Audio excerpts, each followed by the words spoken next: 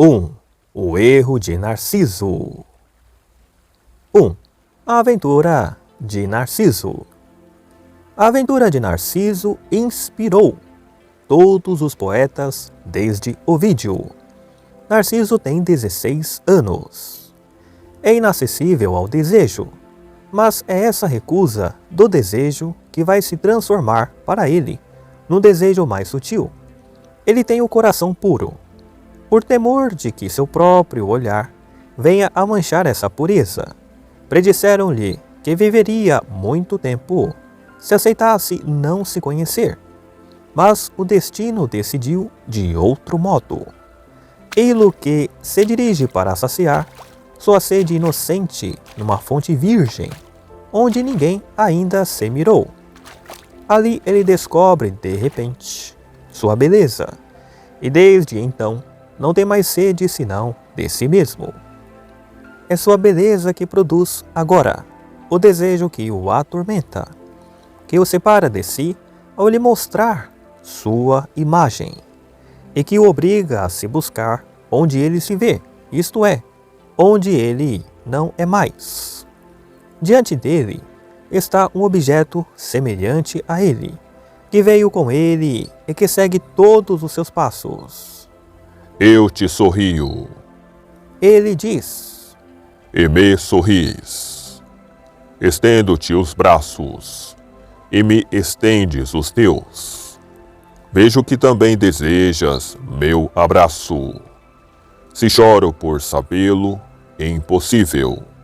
Chora comigo, e as mesmas lágrimas que nos unem, no sentimento do nosso desejo e da nossa separação, obscurecem a transparência da água, e de súbito nos escondem um do outro. Então começa um jogo de recuos e fingimentos, pelo qual ele se afasta de si para se ver e se lança em direção a si para se capturar. Foi-lhe necessário abandonar-se para dar a seu amor um objeto que se aniquilaria se unisse a ele. Apenas um pouco de água o separa de si mesmo. Ele mergulha os braços para pegar esse objeto, que não é senão uma imagem. Pode apenas contemplar-se e de modo algum abraçar-se. Vai se consumindo sem poder ir embora desse lugar. E agora não resta mais à beira da fonte, como testemunha da sua miserável aventura, senão uma flor, cujo miolo, cor de açafrão, é cercado de pétalas brancas. 2. A ninfa Eco. Narciso pede a visão totalmente pura que o faça gozar da sua simples essência. E o drama no qual sucumbe é que ela só lhe pode dar sua aparência. Ele está sem fala e não busca fazer ouvir-se. Pede apenas para ver-se, para capturar como uma presa seu corpo belo e mudo, ao qual as palavras dariam ainda, sabe lá, que perturbadora iniciativa que lhe inquietaria o desejo e dividiria a posse. Mas seu fracasso mesmo o leva a tentar um apelo, a implorar uma resposta. Inquieto por essa solidão, na qual permanece e que acreditou vencer, ele aceita romper a unidade do silêncio puro, buscando no côncavo da fonte os sinais de uma vida própria, nessa mesma forma que se assemelha a dele, e que, no entanto, a duplica. O eco repercute sua própria voz, como para testemunhar que ele está sozinho, e dá uma ressonância à sua solidão. Essa resposta que imita suas palavras, e não é mais que imitação de uma resposta, acaba por separá-lo dele mesmo e por transportá-lo a um mundo ilusório, no qual sua própria existência se dissipa e lhe escapa. A punição de Narciso é ter sido amado apenas pela ninfa Eco. Ele busca na fonte outro ser que possa amá-lo, mas é incapaz de encontrá-lo ali. Ele não consegue escapar de si. O amor que tem por si não cessa de persegui-lo, embora ele queira evitá-lo. O mito quer que o jovem Narciso não possa ser separado da ninfa Eco, que é a consciência que ele tem de si mesmo. Eco ama Narciso e não pode, para lhe exprimir seu amor, ser a primeira a falar, pois ela não tem voz própria. Repete o que Narciso diz, mas repete só uma parte das palavras. Há alguém perto de mim? Diz Narciso. Repete Eco. E quando Narciso diz: Reunamo-nos. Eco repete: Unamo-nos. Ela lhe devolve eternamente suas próprias palavras, num refrão mutilado e irônico que jamais responde.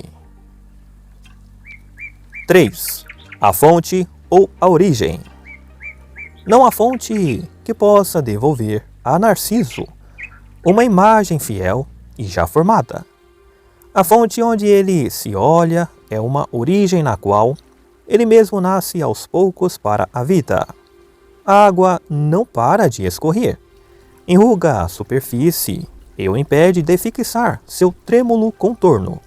Mas suponhamos que, por um instante inapreensível, a origem se calasse e a superfície das águas ficasse imóvel e uniforme como um verdadeiro espelho.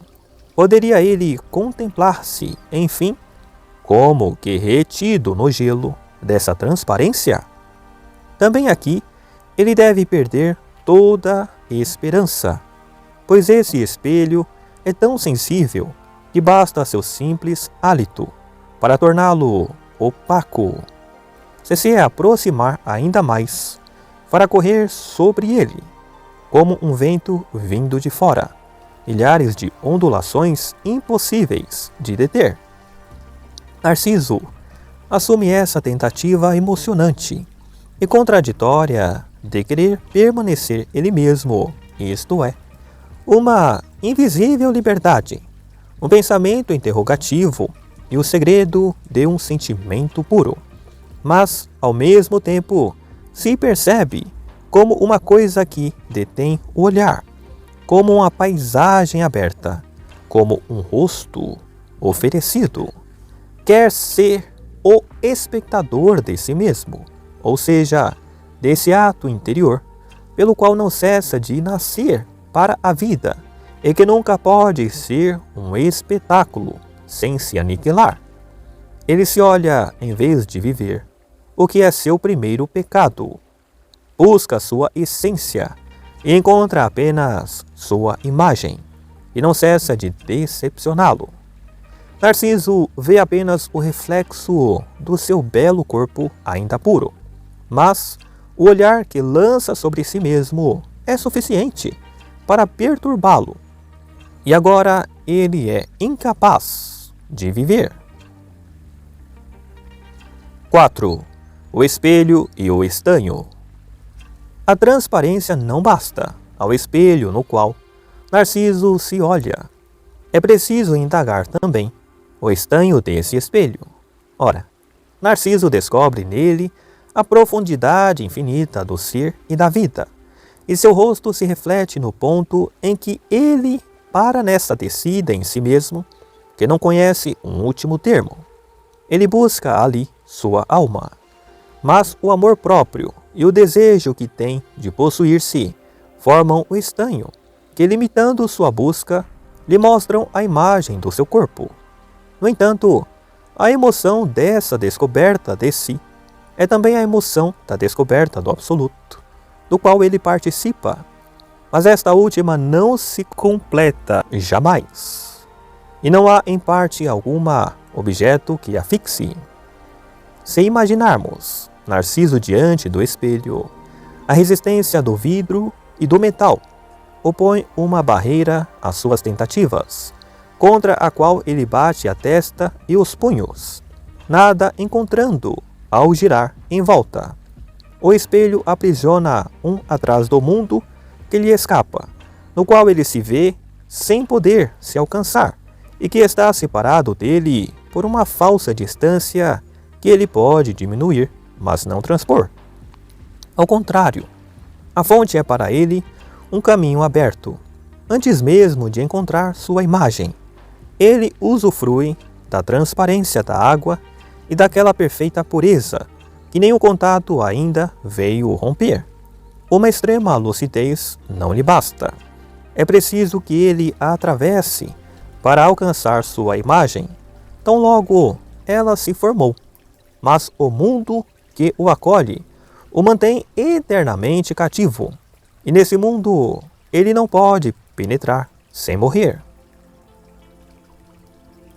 5. O passado e a morte. Não posso me ver a não ser virando-me para o meu próprio passado, isto é, para um ser que já não sou mais. Contudo, viver é criar meu próprio ser, orientando minha vontade para um futuro no qual ainda não sou, e que só será um objeto de espetáculo quando eu o tiver, não somente atingido, mas já ultrapassado. Ora, a consciência que Narciso quer ter de si mesmo lhe tira a vontade de viver, isto é, de agir. Pois para agir, ele deve parar de se vir e de pensar em si. Deve deixar de converter em uma fonte na qual se olha uma origem cujas águas se destinam a purificá-lo, e alimentá-lo e a fortalecê-lo. Mas ele tem demasiada ternura por seu corpo, destinado a se dissipar um dia. Por esse passado que ele foge e que o obriga a correr atrás de uma sombra. Ele é como quem escreve suas memórias e busca usufruir da sua própria história antes que ela tenha terminado.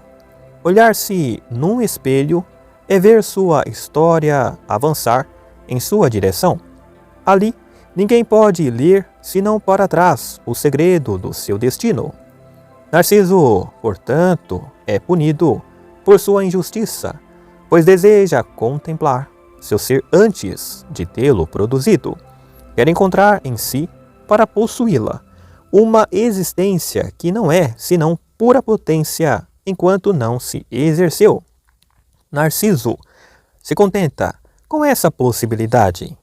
Ele a converte numa imagem enganadora. É nela que faz agora sua morada e não no seu próprio ser. E o erro mais grave em que pode cair é que, ao criar essa aparência de si, na qual se compraz, ele imagina ter criado seu ser verdadeiro. É somente na medida em que avança na vida que o homem começa a ser capaz de se ver.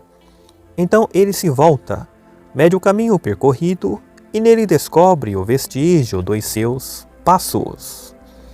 A origem na qual Narciso se mira só deve ser visitada ao crepúsculo.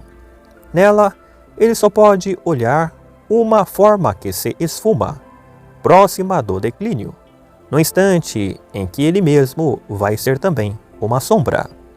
Então, seu ser e sua imagem se assemelham e acabam por se confundir. Mas foi na aurora que o jovem Narciso foi se mirar na origem. Buscou olhar o que não devia ver, e seu trágico destino o obrigou a entregar seu próprio corpo à imagem na qual ele pretendia capturá-lo. Agora, ele não pode mais que se unir a essa estéril esfinge. Está condenado a uma morte precoce e inútil, porque quis obter, antes de tê-lo merecido, este privilégio que só a morte pode dar ao homem: contemplar dentro dele sua própria obra, no momento em que esta se cumpriu. 6. Um estranho que é ele mesmo. Ninguém pode reconhecer inteiramente na efígie que o espelho da reflexão nos envolve. Somos e não somos nós. Seja qual for a preocupação com que Narciso se duplica, ele enfrenta a si mesmo e faz aparecer diante dele uma imagem invertida e complementar. É esse diálogo permanente do eu e de sua imagem que constitui as alternativas mesmas da consciência que temos da vida. E o eu jamais obtém com a imagem aquela exata coincidência que aboliria ambos. Assim, nos vemos como um outro, que no entanto não é um outro, que nos dá de nós mesmos somente uma aparência que nem a mão pega, nem o espelho retém, e uma falsa aparência que sempre trai o modelo. Narciso está tão próximo de si que para se conhecer afasta-se de si, mas ele não consegue mais se alcançar. E a fonte que lhe devolve um rosto sempre idêntico a si mesmo, mas que lhe parece sempre novo, por lhe mostrar sempre o mesmo estranho, isto é, sempre o mesmo desconhecido. Narciso busca o milagre da conversão do seu ser próprio num ser que ele possa ver como um outro o vê.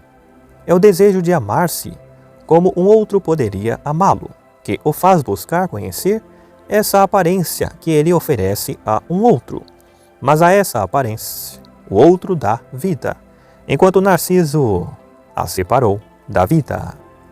E aqui começa o drama, pois a imagem que ele faz de si mesmo não tem sequer a consistência do objeto mais frágil.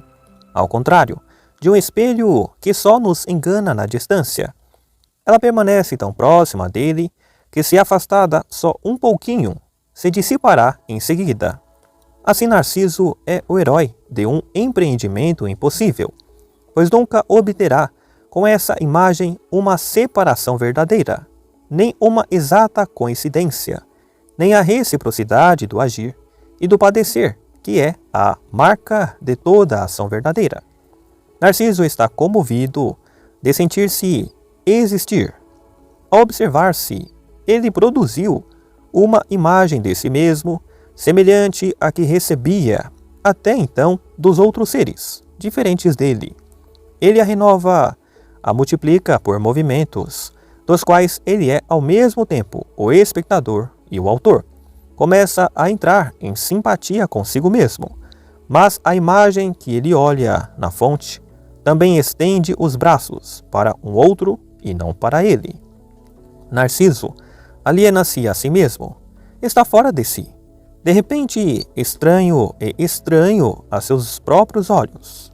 É o louco que se abandona e corre atrás de si, e acaba como Ofélia. Ele que vive, que necessidade tem dessa imagem, de sua própria vida feita para os outros e não para ele? 7. A sombra de uma sombra. Se fosse verdade dizer que Narciso se duplicou, ele encontraria no seu duplo um fragmento de si mesmo. Mas, em vez de se desdobrar, ele duplica para se ver sua própria realidade invisível. E o que torna assim visível não é mais que uma sombra sem realidade. Narciso tem necessidade de se assegurar da sua própria existência. Ele duvida dela e por isso busca vê-la. Porém terá de se resignar. Ele que vê o mundo, a não se ver. Pois como poderia se ver ele, o vidente, senão se transformando na coisa vista, da qual está ausente? Ele que abraça todas as coisas, como poderia se abraçar? É preciso que se abandone para se possuir. Se buscar a si mesmo, ficará extenuado. Ele que é a origem de todas as presenças e que comunica a presença a tudo o que existe, como se tornaria presente a si mesmo? Quem possui o conhecimento não pode possuir a existência daquilo que conhece. Ora, Narciso quer reunir o ser e o conhecer no mesmo ato do seu espírito. Ele ignora que sua própria existência só se realiza pelo conhecimento do mundo. Ele interrompe sua vida para conhecê-la e não pode mais conhecer de si mesmo senão um simulacro do qual a vida se retirou.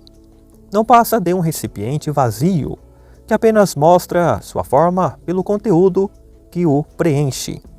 Dessa fonte onde ele se mira, das folhagens que a protegem, do imenso mundo em volta, Narciso nada sabe.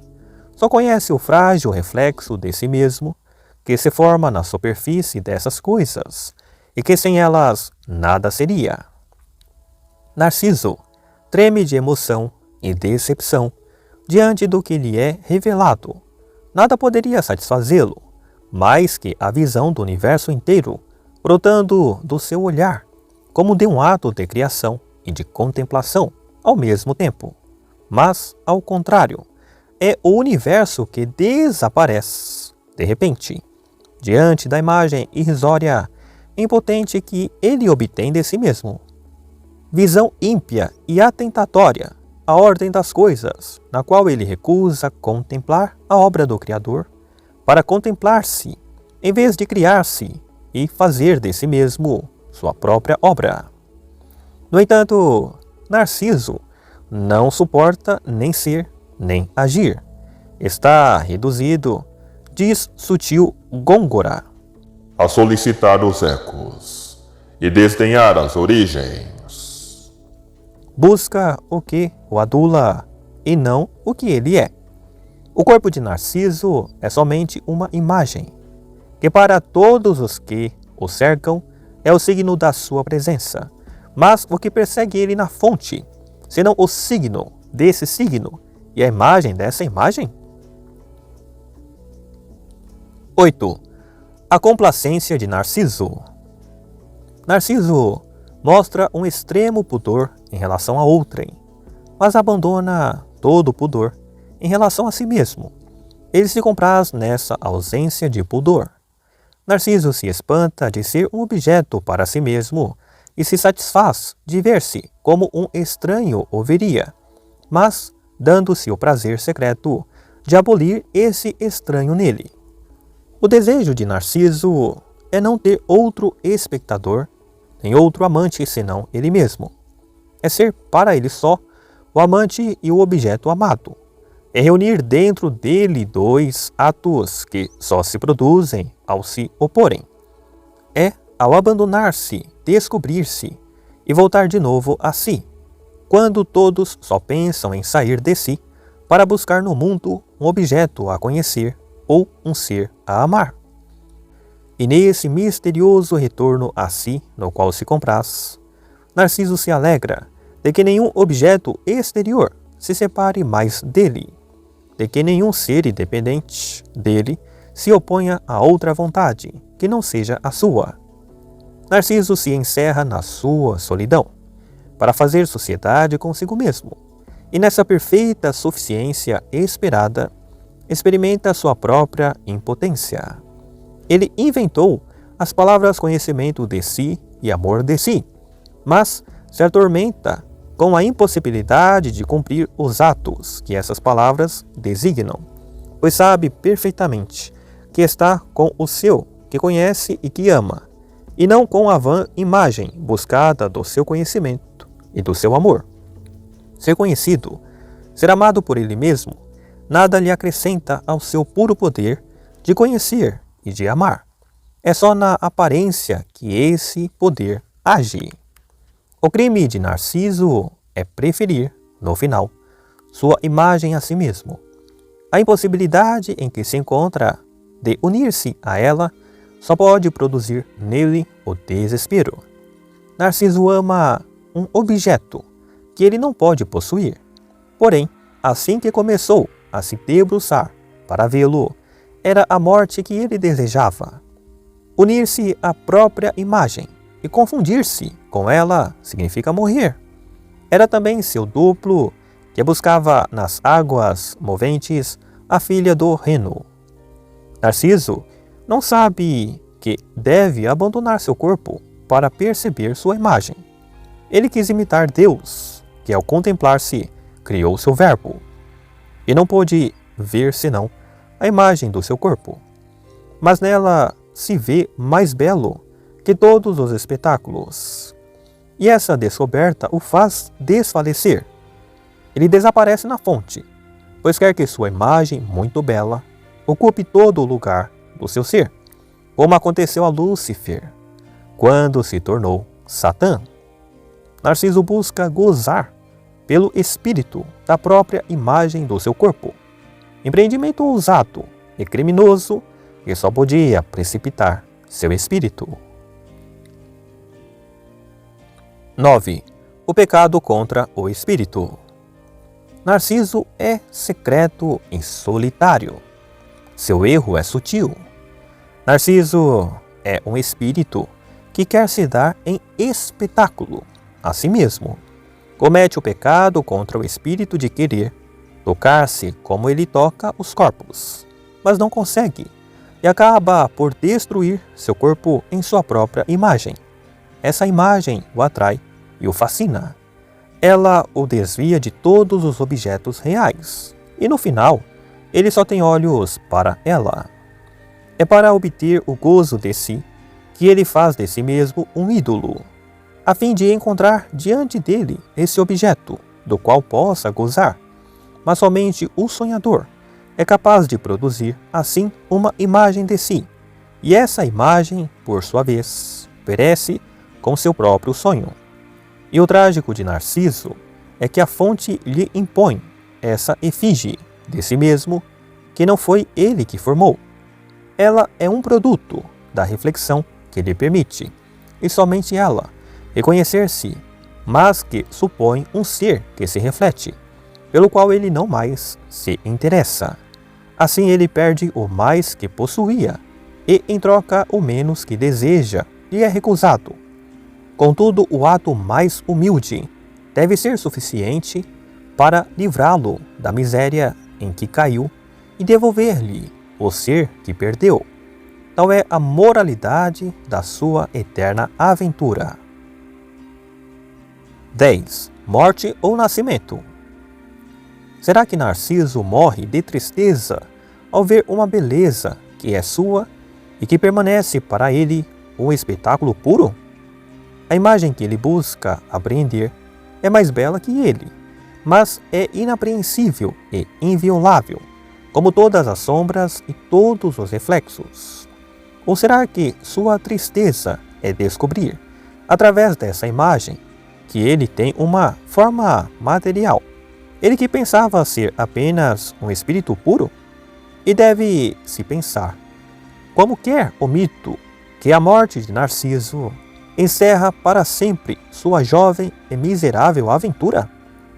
Pode-se dar-lhe outro sentido.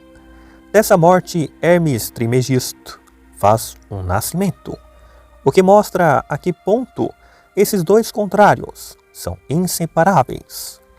Foi quando o homem viu o reflexo da sua forma na água, ou sua sombra na terra, e a achou bela, que ele se apaixonou por ela e quis possuí-la. Então o desejo o tornou cativo dessa forma. Ela captura seu amante, o envolve por inteiro e eles se amam com um amor recíproco. Tal é então a história da encarnação de Narciso, o momento em que sua vida corporal começa. 11. Narciso e Pigamalião. A imaginação parece dar vida a todas as suas criações. Não há homem em que não habite um sonhador que pode dizer: Evoquei um dia a imagem de Alexandre, e aos poucos a vi se animar diante de mim. Logo o jovem começou a se mover e a dar todos os sinais da presença e da vida. Tinha o rosto de um adolescente, um pouco inclinado para o lado, como dizem os cronistas, arredondado, sem ser gordo, com linhas pouco marcadas, belo, calmo e um pouco amuado. Mas o sonho se dissipa em seguida. Todo homem pensa poder, por lampejos, animar uma imagem graças ao simples ato do seu espírito. Ele se embriaga por um momento com o seu poder, mas acaba no desespero, pois a criação só alegra eternamente o coração de Deus, porque ele traz à vida um ser verdadeiro, provido de corpo e alma, com iniciativa própria, que o invoca e lhe responde, enquanto a imaginação nos abandona a nós mesmos. Há uma trágica semelhança entre o destino de Narciso e o de Pigmalião. Pigmalião também não havia amado nenhuma mulher, mas ele contempla a estátua que fez e a acha muito bela. É obra de suas mãos e começa a comover seus sentidos no momento em que precisa separar-se dela. Ele invoca Vênus e lhe parece que a prece interior que lhe dirige amolece o marfim e o transforma em carne. Esse corpo imóvel é ainda mais encantador por ser retido apenas pelos laços do pudor. Pigmalião tem medo de feri-lo, logo imagina que ele é sensível às suas carícias. E seu amor é tão ardente que ele pensa obter para si só um consentimento que será suficiente para transformar num corpo de mulher esse corpo inerte. Pigmalião está apaixonado por sua própria obra, que só pode lhe causar decepção se continuar sendo uma coisa que ele contempla e admira. Então é preciso, para não ser mais escravo dela, abandoná-la e desinteressar-se dela. Narciso só encontra diante de si sua própria imagem, enquanto Pigmalião toma um pouco de matéria do universo, a fim de dar-lhe uma forma estranha. Ele pode contemplar uma coisa que produziu e da qual gostaria de fazer um ser. Tem tanta confiança no amor que sente por ela que se julga capaz de dar vida ao que quis. Sua impiedade reside aí, pois ele só pode amar uma vida que primeiro se dê o ser a si mesma, antes de poder dar-se a ele. 12. Adão e Eva. Deus, em sua sabedoria soberana, viu Adão buscar-se a si mesmo, como Narciso, e duplicando-o segundo seu desejo, fez aparecer diante dele o corpo da mulher, ao qual ele pôde se unir sem se destruir. Mas Narciso, entregue às suas próprias forças, se duplica num fantasma que imita seus gestos irrisórios, e que quando ele busca tocar seu ser verdadeiro, transforma esse ser numa ilusão que o desespera. Milton conta o mito de outra maneira. Ele mostra primeiro a figuração da consciência de si que se desperta, ou das relações do ser consigo, mas elas escondem um desejo impotente, se não resultam nas relações do homem com a mulher e de cada indivíduo com todos os outros. Narciso morre ao suspeitar nele essa feminidade que o engana e que ele não consegue contentar. Mas Eva nasce inteiramente à luz e busca a explicação do que ela é. Ela ignora de onde vem. A natureza ainda nada lhe ensinou. Ela inclina o rosto sobre a superfície das águas, que reflete a pureza do céu e que lhe parece outro céu. Ao se inclinar, percebe uma figura que logo se apresenta a ela. Eu a olho, ela me olha. Recuo, estremecendo, e ela recua, estremecendo. Um encanto secreto me aproxima, o mesmo encanto a atrai. Movimentos recíprocos de simpatia nos antecipava uma para a outra. Mas esse objeto encantador não a retém. Ela não demora nele seu olhar, com complacência. Uma voz distinta vai adverti-la de que nesse objeto sua existência mesma lhe é representada. O que contemplas, bela criatura, é a ti mesma. Mas é outro ser que ela crê perceber, e outro ser que ela começa a admirar, pois não é a imagem de si mesma que ela perseguia, e buscava possuir. Era um ser diferente dela, mas cuja imagem lhe ensina que é semelhante a ela. E ela se unirá a esse ser, diz o poeta, e lhe dará uma multidão de filhos, que vão chamá-la a Mãe dos Vivos.